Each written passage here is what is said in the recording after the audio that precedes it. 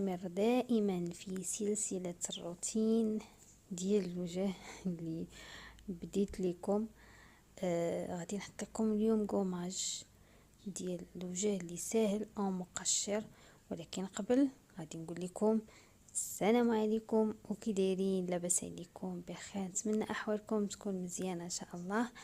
غادي نشوفوا المقادير اللي غادي نحتاجوا فيها او المكونات اللي سهله، فيها شي حاجه صعيبه. واحد المكون اللي ديجا شاركته معكم في واحد الفيديو اخر، ومكون جديد انتم غادي تعرفوا عليه.